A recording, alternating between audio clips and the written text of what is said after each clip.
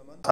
साहित्यिक सचेतना के सभी रचनाकारों, साहित्य प्रेमियों, सनातन प्रेमियों को, श्रोता दर्शकों को साहित्यिक सचेतना की ओर से राजसिंह भंडारी द्वारा हार्दिक अभिनंदन। हम आपके सामने नित्य नई प्रस्तुति लेकर के उपस्थित होते हैं और सनातन धर्म के प्रचार प्रसार हेतु सहायक होते हैं। तो आज के विषय को लेकर के हम उपस्थित हुए हैं। आज का विषय है भाव संस्कार। भाव संस्कार वर्णोत्थान चतुष्टय का एक आयाम है। वर्णोत्थान क्या है? संस्कार एक सामान्य का वर्णोत्थान का एक सामान्य परिचय है। जिस प्रकार सनातन धर्म में 16 संस्कारों का प्रावधान है और उन्हें आयु अवधि के अनुसार 4 भागों गर्भ संस्कार, जन्म संस्कार, कर्म संस्कार और अंत्येष्टि संस्कारों में विभक्त किया जाते हैं।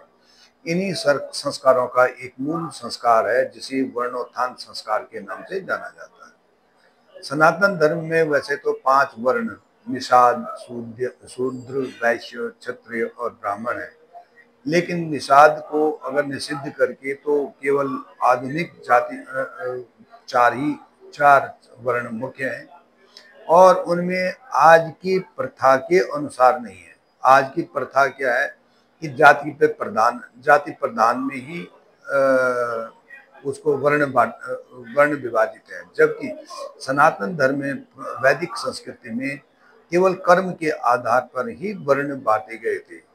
अर्थात ब्राह्मण भी जो खेती का काम करता वो शूद्र है और शूद्र भी जो चेतना का काम करता, नेतृत्व का काम करता, वो भी ब्राह्मण है। मतलब कहने का मतलब कर्मानुसार विभाजित है।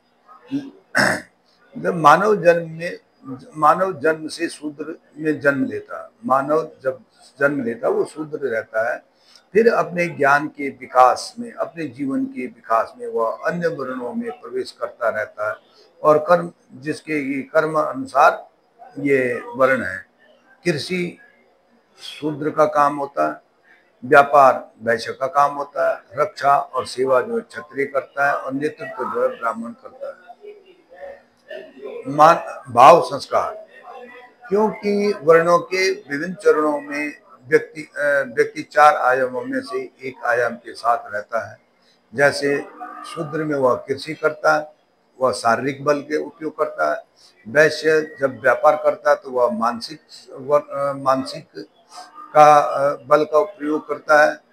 क्षत्रिय रक्षा और सेवा में हृदय के भावों से कार्य लेता है और ब्राह्मण के नेतृत्व में चेतना से काम लेता है। अतः स्पष्ट है कि भाव संस्कार में व्यक्ति का हृदय के द्वारा विकास होता है। आयु अवधि के अनुसार व्यक्ति के विकास की यात्रा जो है इस प्रकार से, जन्म से 6 वर्ष तक वह शूद्र रहता है, 6 से 13 वर्ष तक वह वैश्य रहता है, 12 से 18 वर्ष तक वह क्षत्रिय रहता है और 18 से 25 वर्ष तक वह ब्राह्मण के रूप में रहता है। तो मानव का भावनात्मक विकास 12 वर्ष से बालक का हृदय कार्य करने योग्य हो जाता है, जिसमें वह इस अवधि में हृदय के भावों के साथ जीने लगता है। जब हृदय का विकास होने लगता तो बालक के अंदर कई परिवर्तन देखने को मिलते हैं। कई अपने माता पिता को सही मानते हैं, कोई उचित मानते हैं, कोई अनुचित मानते हैं। जैसे जैसे उनके भाव नहीं प्रकट होते हैं, जैसे उसका देश काल और परिस्थिति के अनुसार उनकी संगति चलती है। भाव में कई रस उनके हृदय में उत्पन्न होने लगते हैं। प्रेम का उदय, इस आयु की अवधि में बालक के हृदय में प्रेम संचरित होने लगता। माता पिता का प्रथम कर्तव्य है कि इस समय उन्हें भाव संस्कार के अनुसार जो है बालक को हृदय में प्रेम जो जन्म ले रहा उसे सकारात्मक दिशा प्रदान करना है। माना कि प्रेम अति आवश्यक है, लेकिन उचित और अनुचित का निर्णय भी बालक को आना चाहिए। यही जो है प्रेम का भाव संस्कार है। हट के प्रभाव, हट भावों का एक प्रकार है। जब बालक को मन वांछित वस्तु नहीं प्राप्त होती है तो उसे अपने हट की प्रकृति होने लगती है। भाव संस्कार में माता पिता या अग्रजन हट नामक इस यंत्र को बालक के पास न रहने दें और इसका पूरा ध्यान रखना चाहिए। घृणा पर नियंत्रण। भाव संस्कार का एक नियम यह भी है कि बालक को घृणा से दूर रखा जाए।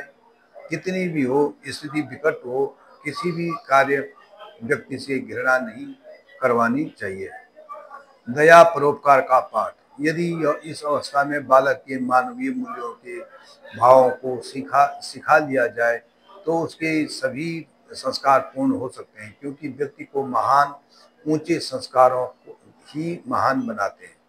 बालक दयावान हो, परोपकारी हो और सदा सद्भाव रखता हो तो उसके लिए जीवन में कोई बाधा नहीं आ सकती है। यदि वे संस्कार सभी बालक सीख लें तो समस्त सृष्टि में सुखी और निर्भय होकर के रह सकते हैं। लेकिन विडंबना यह कि यह केवल कथनी में है, परख और करनी नहीं होती है। तो कहने का तात्पर्य यह कि बालक की संस्कार की आधारशिला ही भाव संस्कार है।